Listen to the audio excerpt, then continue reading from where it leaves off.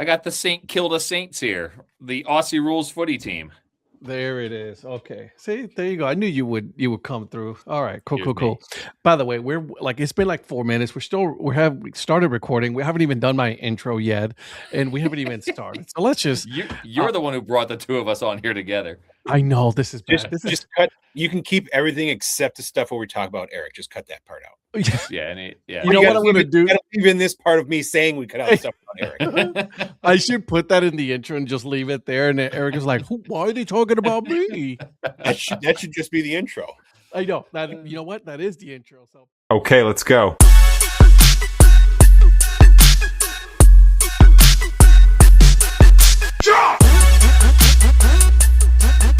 welcome everybody to the DHE podcast, Dad Head Chronicles podcast. My name is Ed, also known as the Dad Head, and with me I got my two good friends, if you guys already know, Kelly of the Minor League Nerd, and then Paul. What is your podcast again? No one knows about it. We like to call it baseball by design. It's kind of a double entendre because by design means intentionally, but it also means graphic design. So it's a little bit of a double entendre with the old baseball by design. Well, of course, Paul would never do something simple. The Thinking Man's podcast. I know, right? It starts with the name. I know. Great. Awesome. Yeah. So, yeah. All right, guys. So the reason why we are here, obviously, as you guys already hear from what we've been talking about, we are talking about Zebulon, North Carolina. Right. So there was a team announced that it is going to be primarily all Australian baseball players, right? It's a collegiate team going to be playing in the Coastal Plains League. Very excited for that. They are going to be playing where the Mudcats used to play, which is interesting, right? We'll get into that here in a little bit, but I wanted to talk to you guys a little bit about the history of Zebulon in baseball, the Mudcats, all that fun stuff. And then obviously we brought in Paul here for comedic purposes only.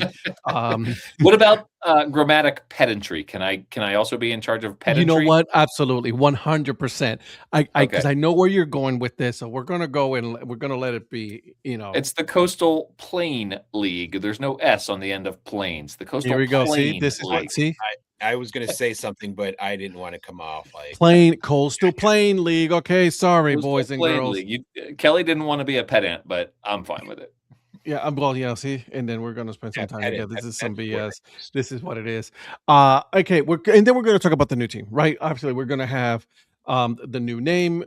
We're gonna talk about the design and all that fun stuff, and that's why, honestly, really why we have Paul here for that. So, guys, let's get started. Let's go ahead and talk a little bit about our history, Kelly, about Zebulon in baseball. Tell me, give me some history, my friend. So they've only had the city itself has only ever had the one team, the Carolina Mudcats.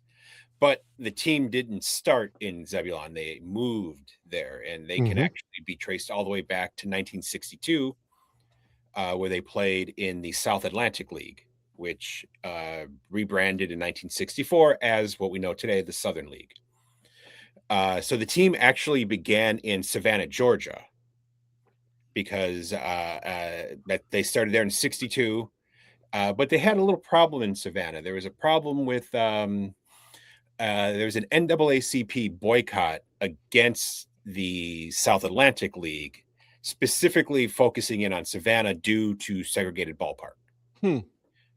So the team wasn't drawing as well as other Savannah teams had, so they actually ended up moving to City Stadium in Lynchburg for the last 10 home games of the season. If you look up today, like if you look up the standings for the 1962 South Atlantic League, it's usually listed as the Savannah/Lynchburg White Sox, but they continue to play as the Savannah White Sox in Lynchburg. Okay. And the team, they stayed. They didn't go back to Savannah or move anywhere else. They stayed in Lynchburg. And then Savannah actually didn't get another professional team until 1968. Oh, wow. So it took a few years, and it probably had to do with the ballpark being segregated. I didn't look into that far because we're not talking about Savannah. But as I mentioned, in 64, the South Atlantic League rebranded as the Southern League, starting fresh records like all, dropping all the old history, starting basically a brand new league. The Lynchburg White Sox were founding members, and they played there for 2 seasons, 64 and 65. After the 65 season, they moved to Evansville, Indiana, where they continued using Paul's favorite, their parent club name. They were the Evansville White Sox. He loves that, doesn't he? And then after those 3 seasons, they moved to Columbus, Georgia. They went back south because it's kind of insane to have Evansville when everyone else is much further south. And they played as the Columbus White Sox for 1 season. And then they switched affiliations. They actually switched over to the Houston Astros and played as the Columbus Astros. What? From 1970 to 1988. Didn't work on getting a new name. So for 18 years. Yes. Yeah. Okay. And then in 1988, a guy named Steve Bryant bought the team. And quoting him here, he wanted to bring in a more local name that fits with the area. Yeah. So he held to name the team. They worked on naming a team. They held a contest, and they decided on the Columbus Mudcats. If I get one more text message from Paul right now, I might just lose my shit. I just want you to know that. I just want, because the listeners are shouting. 19 years, guys. 19 years. 1970 to 1988 is 19 years. I'm sorry, Kelly. I'm sorry. It's gonna be that episode, isn't it? It is that episode. So I actually have a quote here about what Steve Bryant on the Mudcats name. He's saying, some people will say it's a silly name. People either love the name or hate it. There will be no middle. There'll be little middle ground, but they aren't talking about it. I mean, he wasn't wrong. Well, not at all. Here we are. What? Almost 40 years. I'm not giving you how many years later. I'm not giving you how many years. Almost 40 years later. The name actually was submitted by a guy who worked for the Columbus Ledger Inquirer, the local paper. And his were saying on it, or what he said about it, was some people might think of it as some people might not think of it as a dignified name, but heck, what's dignity got to do with it? Baseball is supposed to be fun. Again, not wrong. But I did find in the article what the other possible choices were. Now I'm intrigued. For the team besides Mudcats. They were the Cannons, the Colonels, the Crush, the Explorers, the Pride, the River Rats, and the Scramble Dogs. Scrambled Dogs. This is my favorite. I love this one so much. Apparently Scramble Dogs is like a local dish. And hot dogs. May I?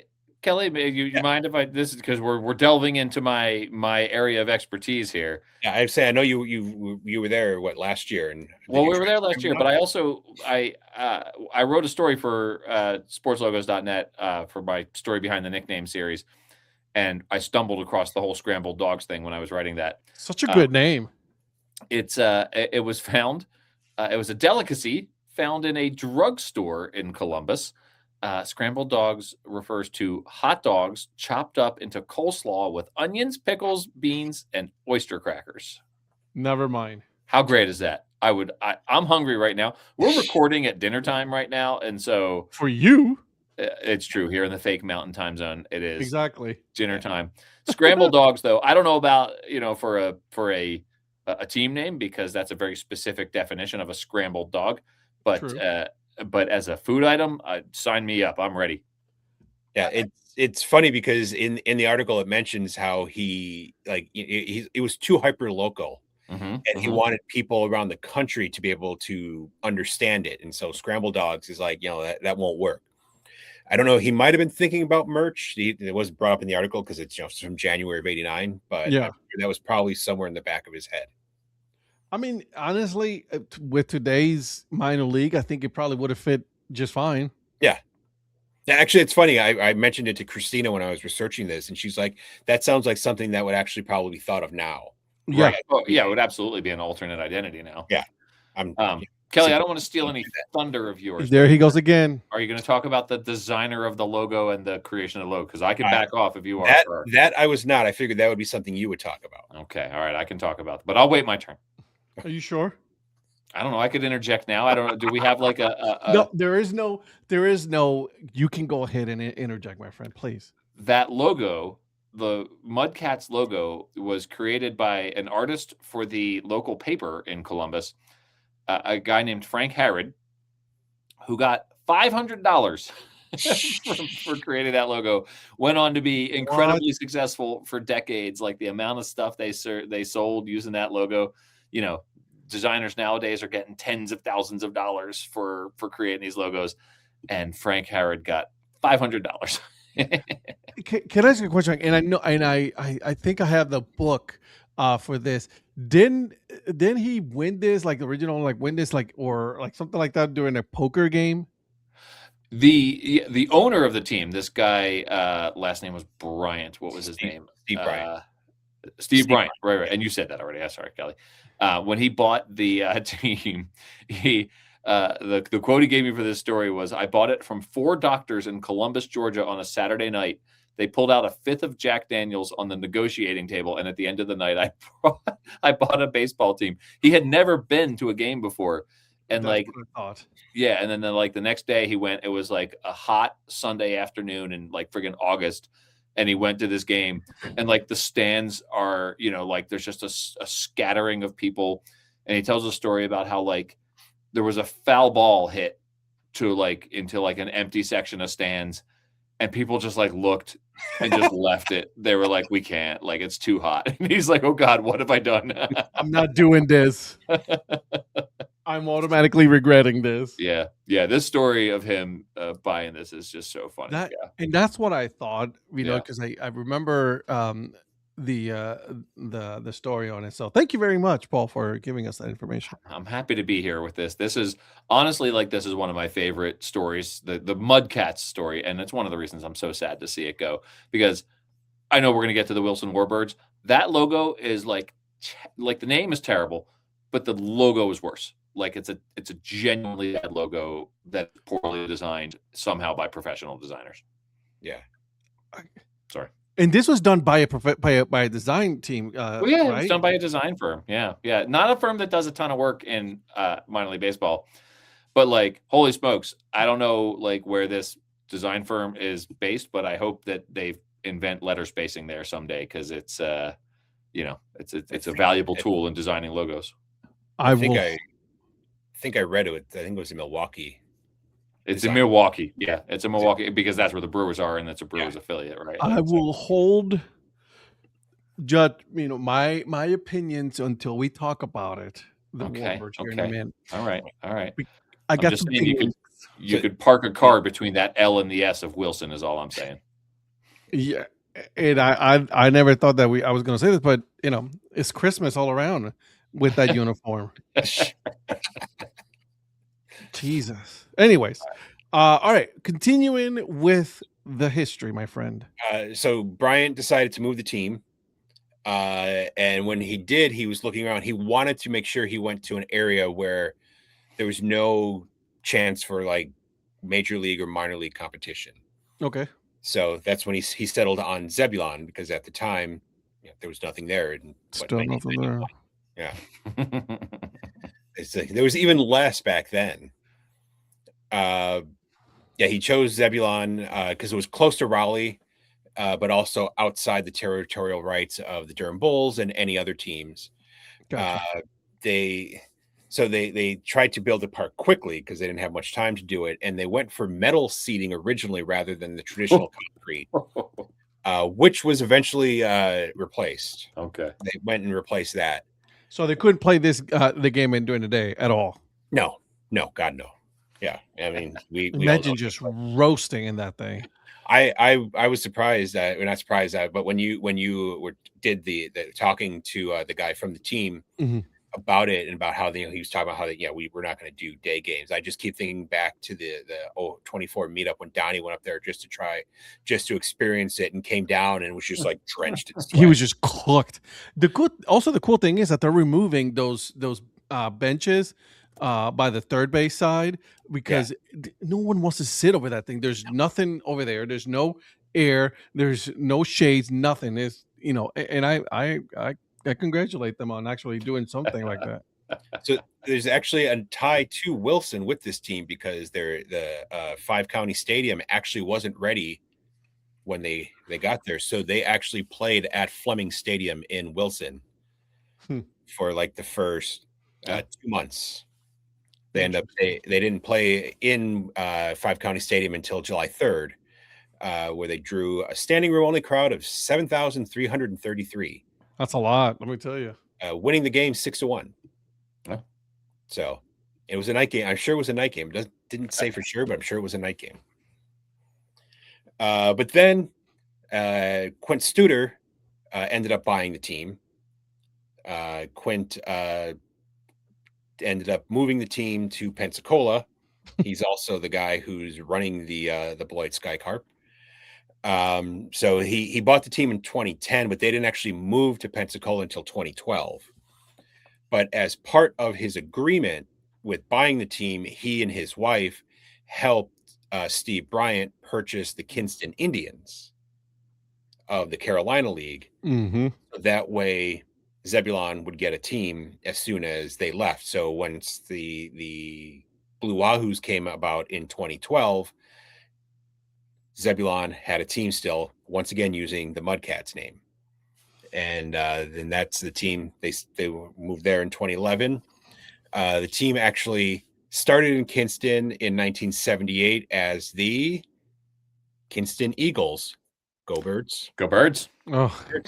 Then they played as the Kinston Blue Jays.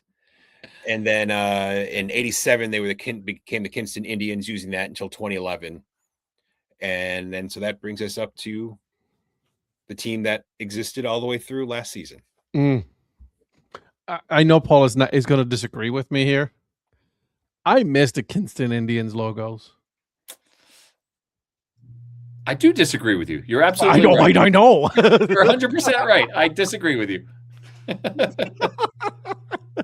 I miss it. I mean, I grew up an Indians fan, so like it was part of the history there. So, anyways, moving on. Yeah, I do have a Kinston Indians cap that I actually got. We had a short-lived New Era store here back in, I don't remember when it was, like 2010, 2011, and they happened to have it, so I just grabbed it. There you go. Dan Simon did some work for the Kinston Indians. I don't know if he did that logo particularly, but I know that he did some work for them. I like that. That's pretty cool. I guess that dude. I guess whatever. All right, moving on. So the team decided that they are the team that was there until 2025 moved to now what is the Wilson Warbirds. I agree with you, Paul. The team name, the logo it leaves a lot to be desired. How's that? It's just such a shame too when like they could have stayed the Mudcats, right? Like they're still in Carolina. Correct. You know, the city of Kinston, who paid for the ballpark, from what I read, wanted the signifier Kinston used. Wilson. Well, sorry, Yeah. Wilson. Wrong way. Okay. Yeah, they wanted Wilson to be in the team name. Okay. Since they coughed up the money to build the ballpark. The Wilson Mudcats. I don't know. Wilson Mudcats. I mean, I know. They want to rebrand. Rebrands are hit or miss. I'm with it, but I know that there are some people who like this rebrand for reasons that are not related to graphic design. I can tell you that. But it is, it's not a good logo, and it's a shame to lose a classic identity like this Mudcats one, right? Like this Mudcats one was really distinctive. It was an important logo in the history of minor league baseball. I mean, as Kelly was just explaining, right? Like this was a logo that helped establish minor league baseball brands as viable independent things rather than being, just little permutations of parent clubs. Yep. So it's an important logo historically. It was a great logo. It wasn't just nostalgia that people are holding on to, right? Like, it was a really genuinely fun logo for a minor league team. I love that we got there, shortly before the demise of that that And in team. all honesty, I think that was the reason why we went to that Yeah. game. Yeah. Was the only reason, because obviously Yeah. We were all under the impression that 2024 was the last year. was right? the last year. You guys went and played catch after the game. That they're like, oh no, we got another year here. Like, oh Yeah. I'm like, Yeah. thanks for letting us know. Kind of like we all thought 2026 was going to be the last year of the Syracuse Mets, and it turns out there's one more year of Syracuse Mets coming. Yeah, that's thanks copyright law. Whoopsie daisy. Wilson Warbirds, though, terrible. I don't like it. The logo, they're trying to be like this, like nostalgic, like vintage logo, and it doesn't work. Right. I will say, I don't like the name. I don't like the logo, but I don't mind what they have on the cap, the bird, just the bird. No.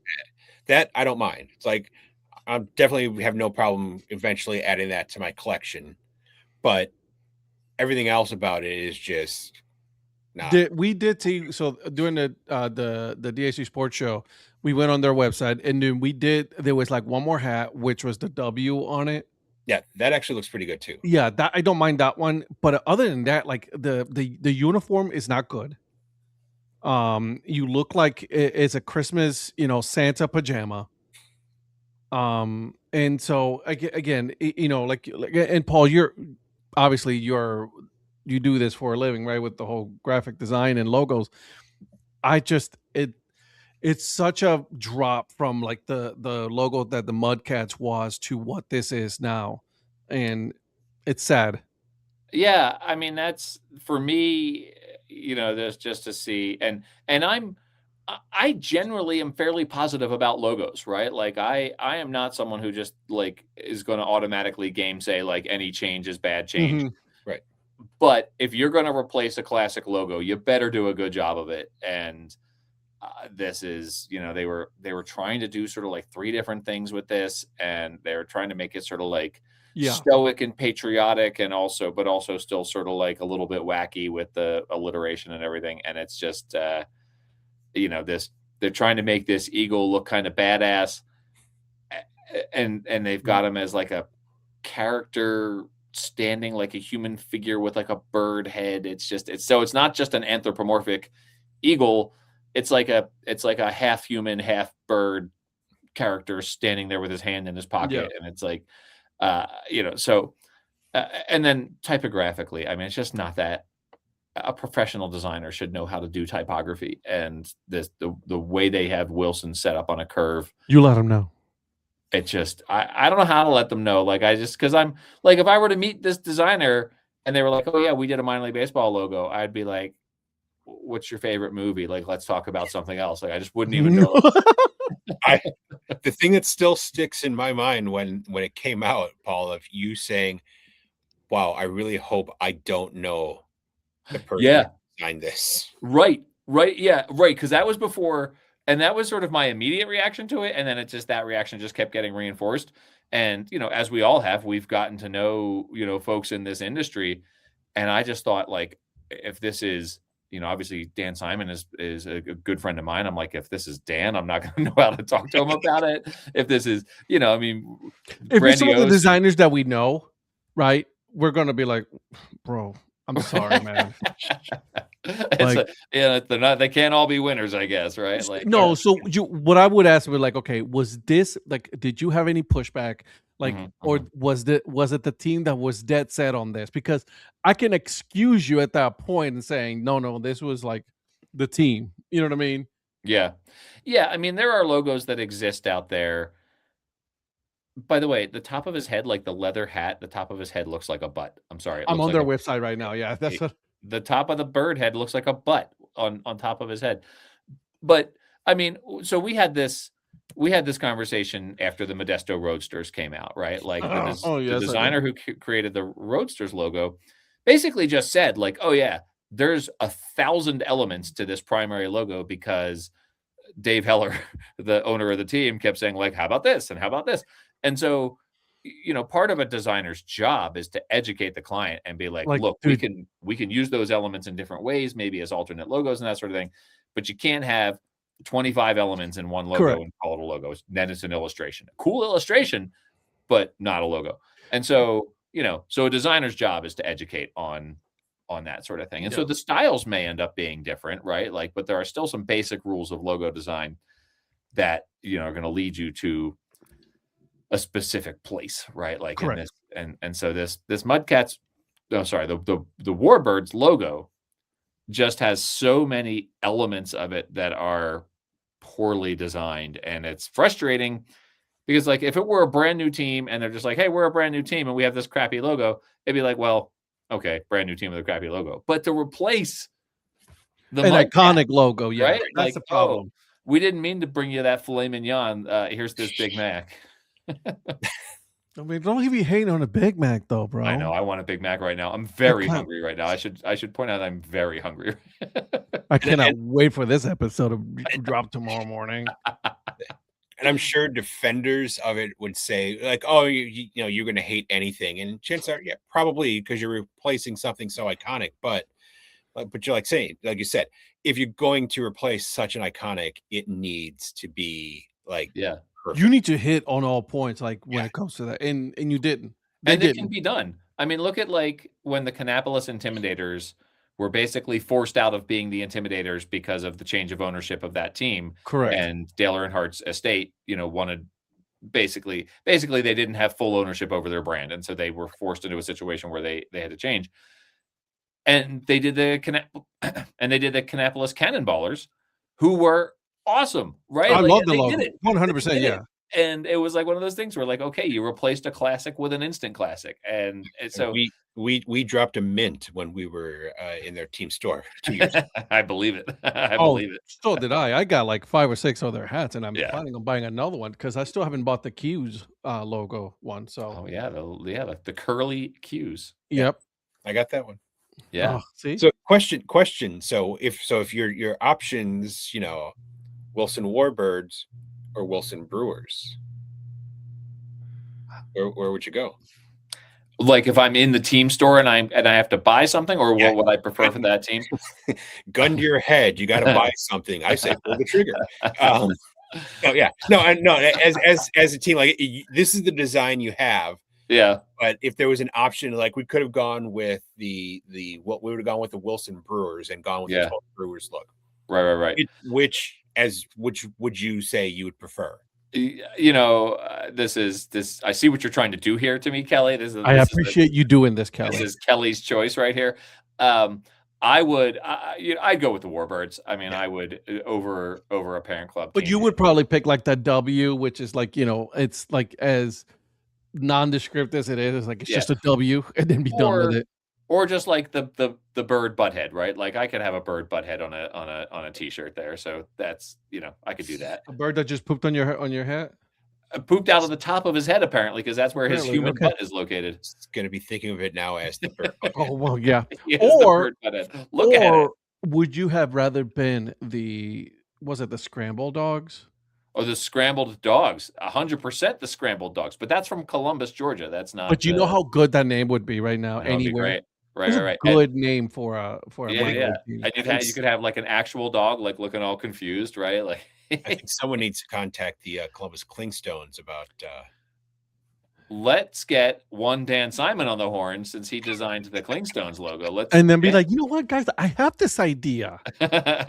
Why don't we do an alternate identity? A what if? Yeah, I want some scrambled dogs. I just want some scrambled eggs. Oh wait, I had scrambled eggs this morning. Yeah, me too. I made enchiladas, and I had an enchilada for breakfast this morning. They were leftover enchiladas that I had for breakfast. I make a mean enchilada, though. Let me just say that. Okay.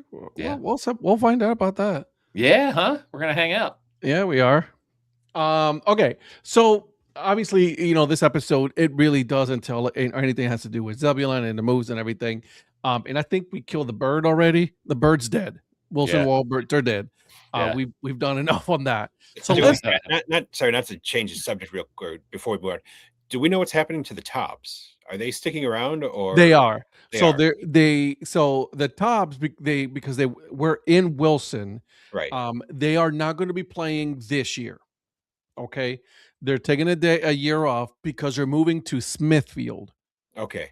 and they're going to be the Smithfield Tobbs. Okay. So they're keeping the Tobbs name because They are keeping the name that's a name. That name's been around for like a 100 long years. time. So Yeah, and so that was one of the things that we were worried about. A lot of people that follow here the teams in North Carolina. It's like, okay, so where are they going to go? Because you can't have two teams. Obviously, the city decided that they're going to way too small. put all their eggs on with the Wilson Warbirds, right? And the city and the town is too small to have two teams. Right. Okay. Now I'm thinking of Wilson Warbirds laying eggs. You're welcome. So, but yeah, they will play, but they will play next year because they're going to be getting. I think they're getting a new stadium as well in Smithfield. Not to the level of Wilson, but Right. yeah. Right. Okay. Yeah. Because So I'm very excited. I was concerned, and I made sure to order caps because I didn't have anything from them. So I wish I did. I didn't. So, anyways, all right. So let's move on to now the team that moved into where the Zebulon, right, where the Mudcats RIP used to be, right? And so this Five County Stadium. Okay. Thank you, sir. That's just like, hey, we were all there. It's Five County Stadium. It was home to the Mudcats. Now it's home to our Devil Dogz with a Z. See, I knew you. I was waiting. I was waiting for you to say that. You no longer have your. But they're Australian, so should it be Devil Dogz with a Z? Hey. All right, so let's go ahead and talk about this team. Yeah. Mr. Paul Caputo, I'll give you the floor. You know how I've been correcting you on things, and like I've been making it my goal to be like a total pedant jerk. on this. Yes, absolutely. Jerk. Sorry, jerk. Good correction. For many years, I have been telling people that the connection between Colorado and Zebulon, North Carolina, is that in Colorado, I almost made Ed spit. I haven't even gotten to the punchline yet. In Colorado, we have Pikes Peak, which is not the tallest mountain in Colorado, but it sort of stands alone down there by Colorado Springs. And it's a very striking mountain, and it's home to a lot of visitors who like to climb it. You can even drive to the top of it. It's one of our 14,000-foot mountains out here in Colorado, named for Zebulon Pike. And for many years, I have been telling people that Zebulon, North Carolina, is named for Zebulon Pike, the explorer who explored on behalf of the Western colonizers here in North America. He extended well beyond the Mississippi and made it out to southern Colorado. And Pikes Peak was named for Zebulon Pike. Zebulon, North Carolina, not named for Zebulon Pike. I have been telling people all these years that they were named for the same person. Zebulon, North Carolina, named for Zebulon Baird Vance, a North Carolina politician from the 1800s. So my apologies to everyone who I have told that to. I hope that you are all listening right now to this podcast. Such a liar. But you know what, though? What's that? The story sounds better when you say, like, oh, there's this connection between Colorado and North Carolina. Right. Now it's just like it's two different Zebulons. Right. Now I wonder if the adult bookstore that was near where I lived, that was named Zebulon, if that was named after the explorer. Or the politician. Politician, right. Now the connection between Colorado and North Carolina is, of course, Curvebred Media. Z. Yeah, also the Z. Yes, that's true. So this team, I love the premise for this team, Ed. I loved part one of this this series you have exploring this new team in your hometown, in a ballpark where we have visited. This Devil Dogz logo is a lot of fun, and it was created. And Ed, you were my man on the inside for this. For the article I wrote for sportslogos.net, I asked you to track down the name of it because I know that you have connection to the team. Yep. The team's I wish they would do a better job of like putting out press releases and crediting designers of these logos, because they make it such a freaking project to figure out who designed them. Correct. You tracked down for us, Ed, that this logo was created by Brian Begley, who I know has been on the Baseball by Design podcast, because he was responsible for the Crystal Coast Booty Divers. Alternate. Such a good one. I love the whole booty double, diver thing. triple, quadruple entendres in You're that right. logo and that identity. Super fun guy, super fun to talk to about that brand. And so I may have to get him back on to do another episode with him with this logo. Totally fun one. It has a couple of different meanings. Obviously, we've already mentioned that this team is going to be largely, if not entirely, Australian baseball players. All Australian baseball players and their head coach. We have the Fort Collins Foxes out here in Fort Collins, Colorado, and that's a collegiate summer level team in the Rocky Mountain Baseball League, although maybe they're changing. Kelly and I were texting about this. There's a little sort of shifting around out here with these teams. But You don't say. they have always had a couple of Australian players on their team, and I've always thought, like, oh, that's interesting. There's like college baseball is big enough in Australia that we have college baseball players, from Australia here in the United States. And not only do we have enough of them to field like a smattering of them, but we have enough to make a whole team here in the Coastal Plain without an S League. The Zebulon Devil Dogz. It's a fun brand that it's based on, because it's Australian players. There's a double entendre to this name. Correct. There is the Devil Dogz themselves are Australia's little scavengers, the Tasmanian devil. When they turn 2, they have a stronger bite than like a crocodile or something. I learned some like amazing stat and I've forgotten what it is, but they have a stronger jaw clamp down bite than like a crocodile does when they turn 2 years old. And I saw a bunch of this was at a zoo in Tasmania in Australia. They had Tasmanian devils there, and they gave them basically like a rack of kangaroo ribs, and they just like friggin' devoured it, just like tore it apart. And they're like, there's been this terrible disease affecting them for many years that they're working on trying to fix. It's like basically like a nose fungus, and it's really damaged their populations.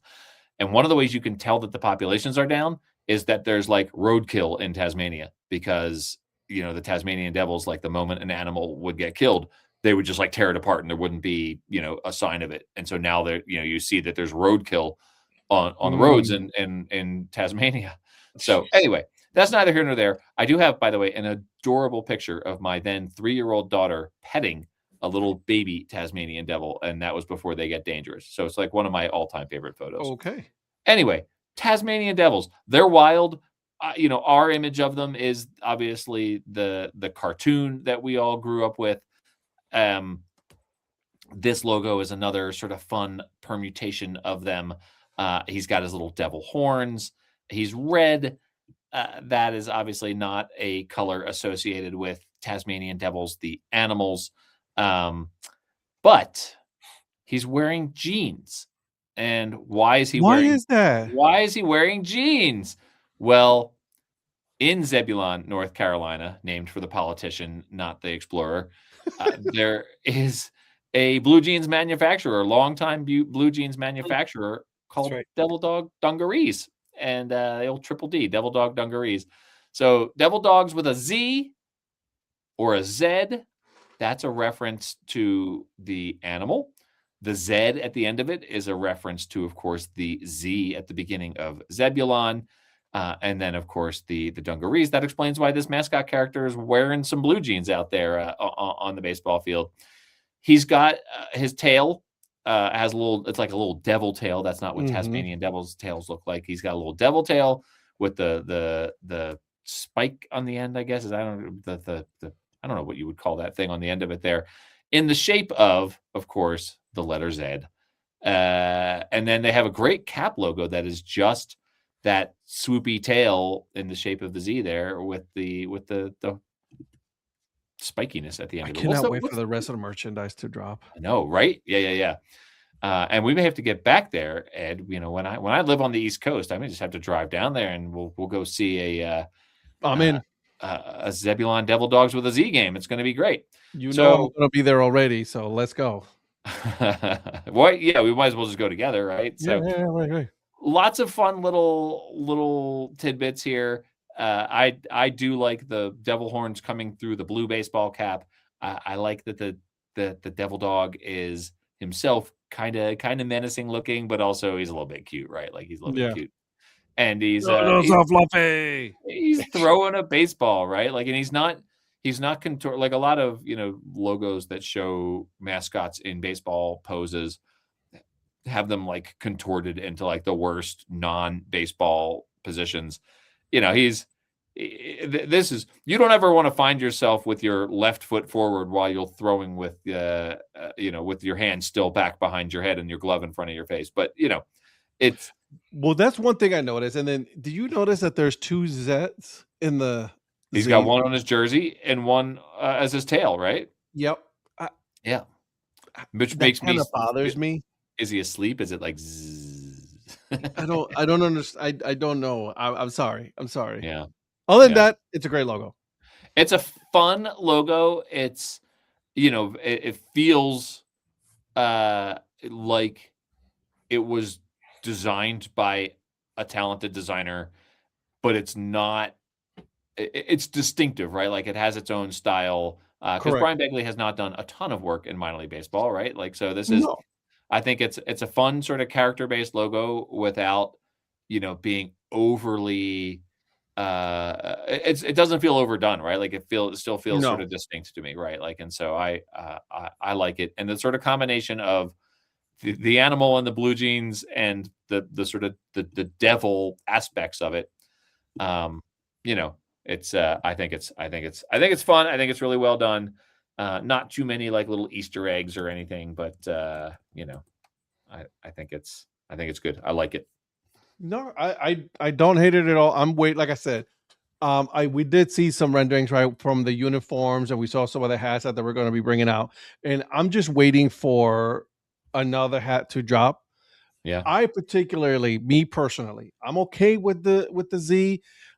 I wouldn't buy the hat with the letter on it. I prefer to have like the character itself.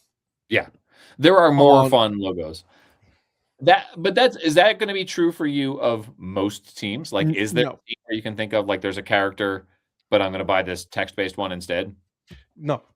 Yeah. It's Wilson. Yeah, right. I'll get the W, right? The only, like, I remember buying a text-based logo on a cap because it was a classic logo that I wanted, the interlocking STP from the St. Paul Saints when we were there. I have that one. The first Curb Rim Media meetup. That is correct. I have that one. Hat. Yeah, it's a good hat. It's a good hat. I assume the Z will probably be the road cap, and then the character head hopefully will be the home hat. Correct. Again, we're going into the speculation world here. Right? Like, or are they going to do the blue hat with a red brim on there? So, I mean, really, what we're doing is just making our pitch to be hired as consultants by this team. Because honestly, if you listen to the DAC Sports Show, we have been pitching to minor league teams, Curb Rim Media as a CBM consulting. I love it. Okay, CBM consulting. I'm gonna need a job soon. Yeah, there you go.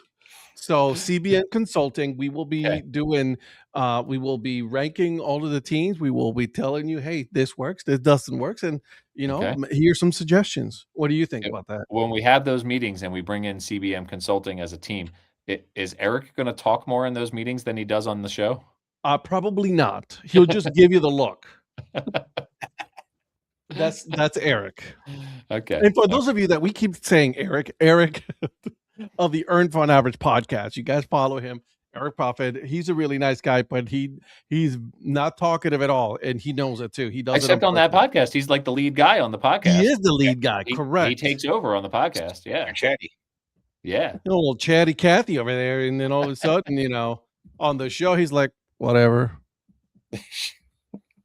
So I'm giving him that. Already told him. So there you go. Right, Anyways. Okay. Is there anything else that we haven't touched on the town, on the logo, on the name itself? I am very excited. Will you guys try kangaroo meat? Not only will I have tried kangaroo meat. Ooh. I have eaten kangaroo meat in Australia. They're very proud in Australia of the fact that they told, and I don't know if this is true. I haven't fact checked this, but they told me that theirs is the only country in the world where they eat their national animal. So I was at a conference. Okay. I was at a conference in Australia in 2010, and we went to this little event, this little like a pre-conference event, and they were walking around like the servers were walking around with these little tiny like slider style sandwiches, and they were like kangaroo meat, kangaroo meat, kangaroo meat. And my daughter, who was 3 at the time, well, both of them were there, 3 and 6, but Maya, the animal lover, who was 3 at the time, like chowed down on it. And we told her years later, we were like, we thought it was going to be this like massive, big emotional event when she learned that she had eaten kangaroo meat. And she was just like, I remember it was kind of dry. So do tell, how was kangaroo meat? This was like ground kangaroo meat, and it was in patties, and it was nondescript. Like it was not, it was a little bit dry. And the Australians are not really known for their culinary abilities, I wouldn't say. It's like no one's like, we're going out for Australian food. True. Meat pies. So it was a little, I would, in the form that I had it, it was a little sort of overcooked. It wasn't really like seasoned in any way. And so I remember eating it and being like sort of underwhelmed by that as an experience. We should send them some Puerto Rican adobo so that way they can learn how to season their meat. Put some sauces on it, right? Like do some, bro. Yeah. I'm pescatarian, so I would not eat it, but I don't know if Christina has. But we will actually be going to Australia in 2028 for the eclipse.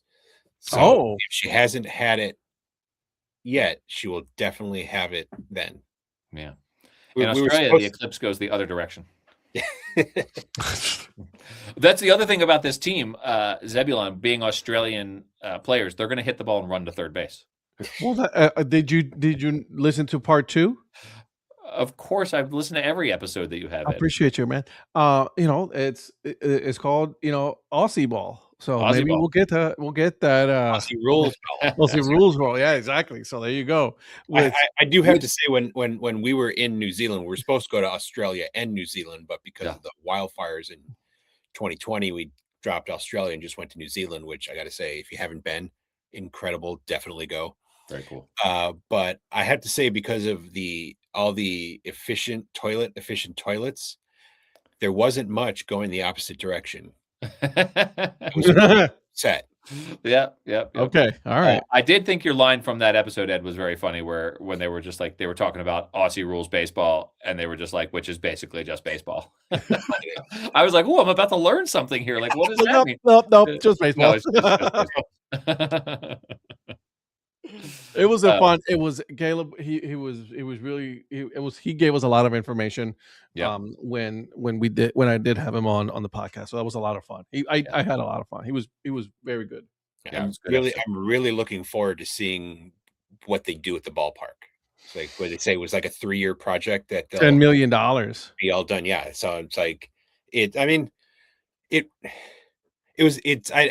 don't like to talk bad about ballparks. I mean, it was definitely outdated. It was a product of its time. It was built in the early 90s where, they didn't think about this stuff. Yeah. And I let him know. Don't get me wrong. Yeah. Like, I'm not gonna sugarcoat it. Like, I mean, it's not a good. I mean, ballpark. He didn't build it. I mean, he admitted it himself. Like, there's a lot of things that we got to do. Yeah, and so it needs to be fixed up. And we all know why they're not going to do day games, because they can't. But I really do want to go back in once they're done with all the renovations and see exactly what it looks like, because I think it's going to be much, much better. Yeah. It reminded me quite a bit, actually, of the Diamond in Richmond, which is now defunct.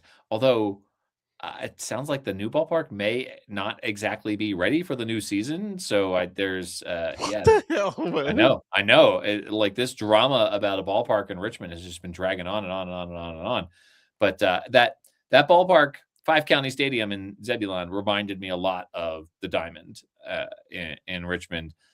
I was braced for much worse than it actually was. Like I thought it was going to be like actively bad, like with all due respect to our friend Anna Di Tommaso, like the Trop in, even before it was damaged, right? Like it's just a terrible viewing experience for a baseball game. Yeah. I thought it was going to be that. I thought it was just going to be like an actively bad viewing experience, except for that it was hot.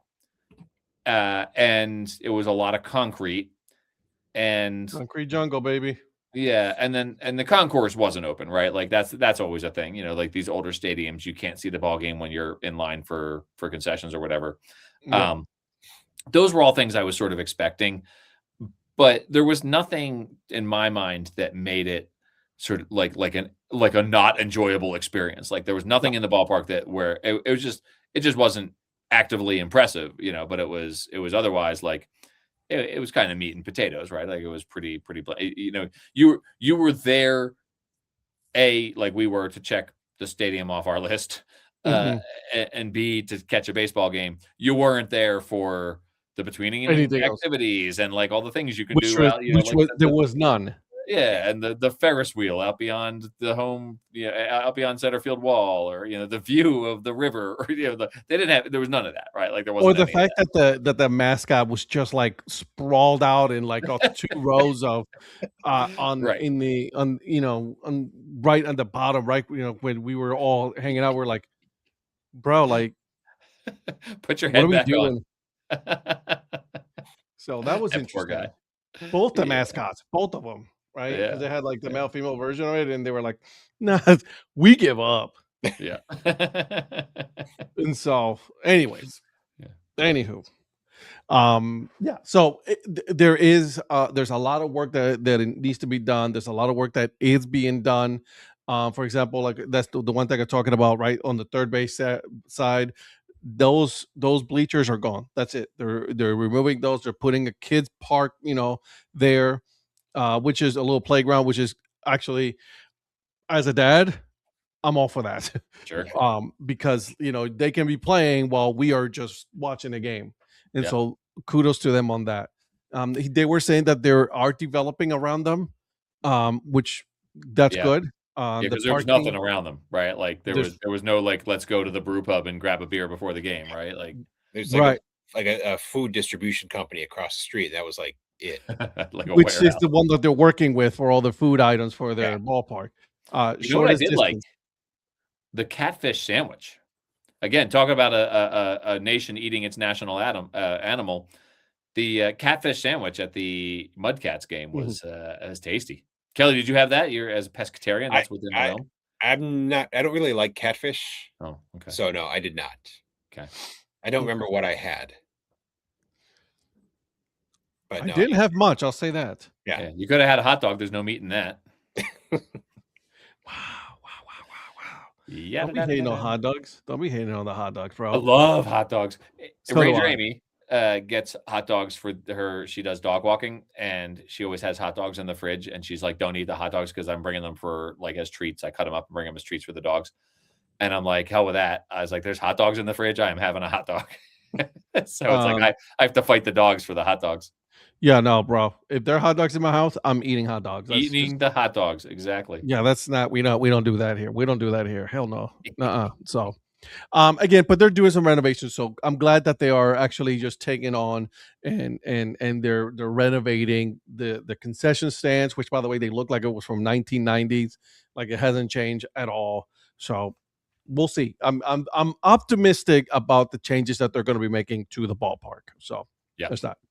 Yeah. Anyways, anything else, guys? Because man, I've been having a whole bunch of fun with the two of you, especially with Paul correcting me. It was so much fun. Well, And we get to hang out for 5 days in Puerto Rico. You got 5 days. Can't wait. Ooh, but you can correct me on my Spanish. Oh, yeah. Just you wait. Oh, just you wait. You pronounced it wrong, white man. I did not see you mentioned it, but I did not see the messages from Paul on the side here because that's where my notes were on the history. And so when I closed it, I'm like, oh, that's what he's talking about. Yeah. It's 1970. And not only that, guys, a little bit of background on this. He literally said 1970 to 1988 is 19 years. That's what I said. Thanks, Dad. Because you said 1970 to 1988, 18 years. And I'm like, only if 1970 was year 0 and not year 1. Anyways, my mic guys, on? so there Am I it still is. on, guys? Is this on? All right. Well, guys, thank you so much for doing this. These two folks will be on next when we talk about another team. Actually, we're the next episode after this. You know what it's going to be? The US PBL. Oh, we're going to talk about some mammoths and some unicorns. That's right. Some beavers. Some beavers, yeah. Which I have their hat right here, the beavers one. Yep, that's a pretty funny hat. Yeah, I like it a lot. So I'm looking at all 8 I've got from them over here. Do you have all their new era ones? No, I got these back in 2022. Well, if you want to get the new era ones, maybe you should use code CBM25. You get 25% off. That's right. That code is 1 year old. CBM25 for 25% off, Paul. Jeez. Yeah, and how long has that code been available? Since we talked a couple of weeks ago with Abby. Okay. Merchandise manager. What up, son? She sent you hats. I'm gonna have her on the podcast just so I can get hats. I need one of those unicorn hats. The unicorns is I love that logo. It's great. It's amazing. So as Kelly is looking at it right now, or should I say Eric? If I'd known, Paul, I could have given you. I had an extra unicorns cap. I could have given you, but it probably wasn't a dad hat, though, was it? It was not. It was not a dad hat. No, it ended up going to Chris Storm. Okay. Oh, no, I mean, went to a good place. Yeah, I'm going to see Chris Storm in Tulsa on a drive across the country in May. Oh, that's right, because you are doing your cross all the way across, aren't you? Got to bring my niece her car back from Colorado. There you go. All right, guys, let's end this here. Where can people find all of your the stuff that you guys do? Let's social media stuff, YouTube stuff. How about you, Paul? Well, I'm on Baseball by Design. You can find me on Threads and Instagram and Blue Sky and Facebook. It's the Baseball by Design podcast. But hey, this is going to be the brand new first ever public promotion of a new adventure that I'm involved with. This isn't going to be publicized until probably Tuesday or Wednesday of this Monday, week. Bro. I'm doing it on Monday. Relax. No, but that's what I'm saying. Your episode is Monday, and we are not going to be promoting it until Tuesday or Wednesday. But there is a brand new sportslogos.net podcast, and I am a co-host along with Chris Creamer. What? Yeah. Find it on all of your podcast networks, and you can find it right now. The first episode's actually already up, and we just haven't promoted it to anyone. So it has, I think at this moment it has 5 downloads because we haven't told anyone that it's there. So sportslogos.net, search it in all of your podcast platforms. That's crazy.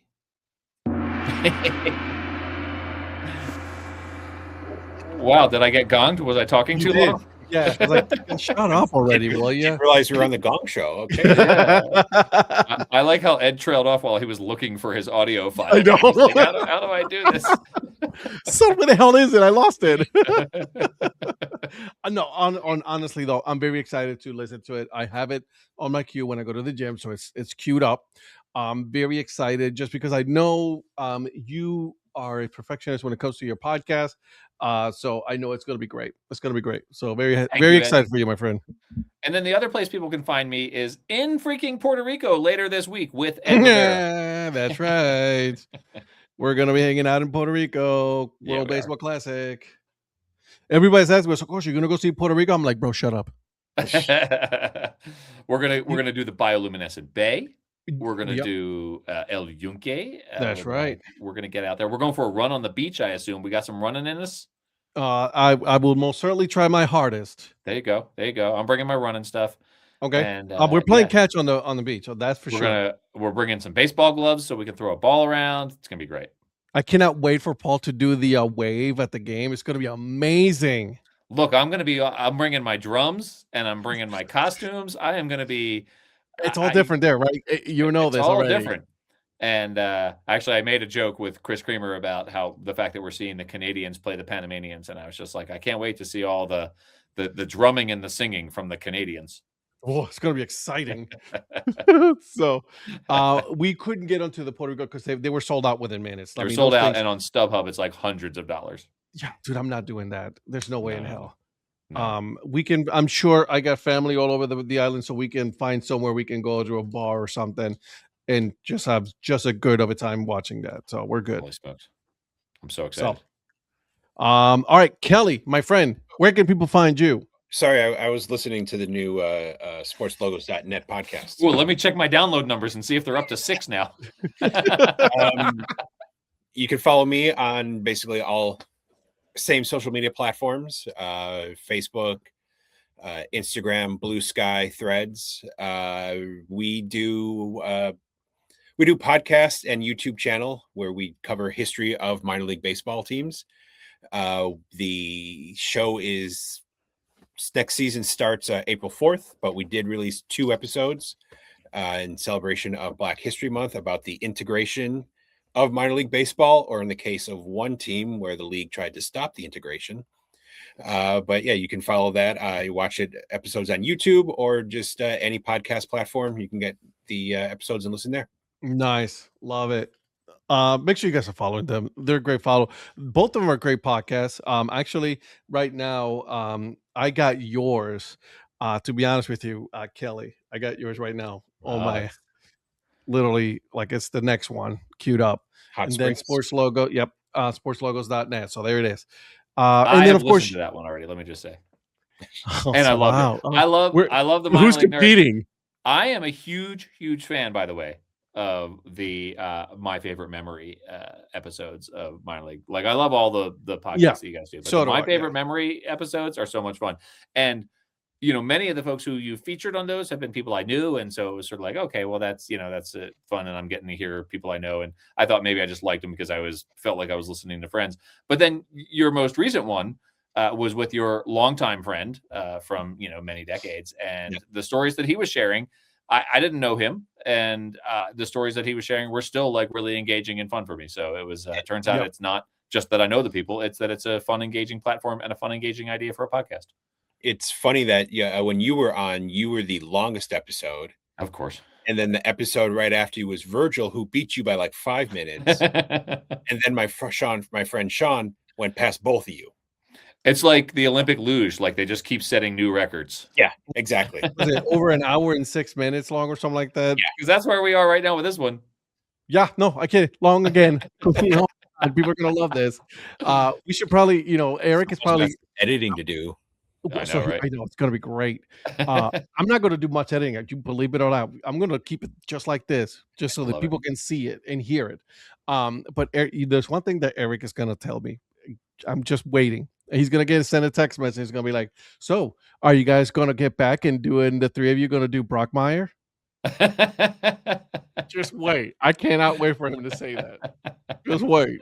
So, and then of course, guys, you can find me, DST. I am on Blue Sky, on Threads, Instagram, YouTube as well, and of course, the one that I'm on that these guys are not on, TikTok. There's that. That's right. I've said it before and I'll say it again, Ed. You inspired me to get into the podcasting game, and you're the Dad Hat Chronicles. It's like the OG. It's the OG CBM podcast. If it was was it Flat Brim Chronicles, I would have now followed you. We wouldn't be friends if you were if If you had been Flat Brim Chronicles, I would have been like, nerd. What a loser. Nerd Oh, hipster. Guys, thank you for listening. Make sure you guys are, like I said, following each and every single one of us. The DHC Sports Show, it is Tuesday and Thursdays at 8 p.m. Eastern Time.